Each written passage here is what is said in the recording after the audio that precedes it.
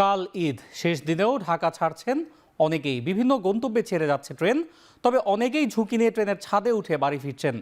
বিমানবন্দর rail station থেকে এ বিষয়ে জানাতে যুক্ত হচ্ছেন সহকর্মী সাদাত অব্র। যাচ্ছি তার কাছে।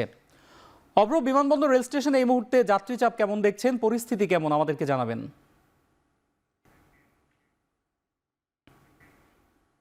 বিমানবন্দর স্টেশনে যে বিষয়টি আমি আসার পরে লক্ষ্য করেছি, দুপুর থেকে কিন্তু বেশ চাপ ছিল, কিন্তু এই মুহূর্তে কিন্তু অনেকাংশে ফাঁকা বলা চলে। এই মুহূর্তে আছে চিত্রা এক্সপ্রেস।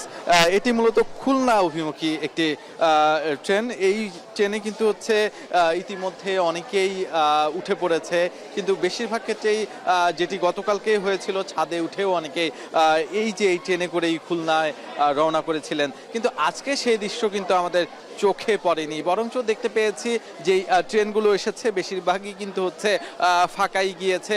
দু একটি ট্রেন কিন্তু বিশেষ করে যেগুলো দূরবর্তী ট্রেন সেগুলো কিন্তু পরিপূর্ণভাবে যাচ্ছে। তবে ছাদে উঠতে কিন্তু আমরা আজকে সন্ধ্যার পর থেকে লক্ষ্য করিনি।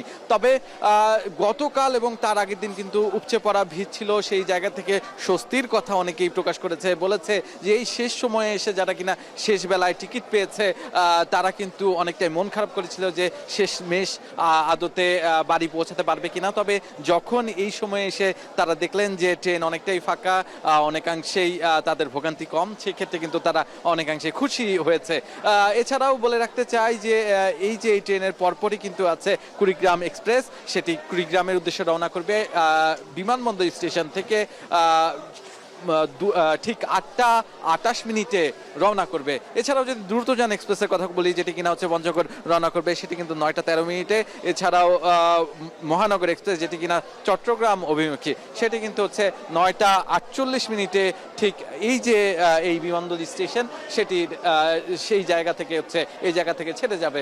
মূলত আগামীকাল রাত পোহালেই, মানে আজকে রাতটা পোহালেই কিন্তু ঈদ, যার কারণে কিন্তু সবার মাঝে অন্যরকম একটি আনন্দ লক্ষ্য করেছি এবং তারা বাড়িতে গিয়ে সবার সাথে ঈদ করতে পারবে।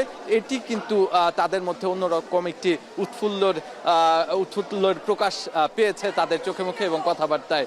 এ ছিল আমার কাছে বিমানবন্দর স্টেশন থেকে সর্বশেষ।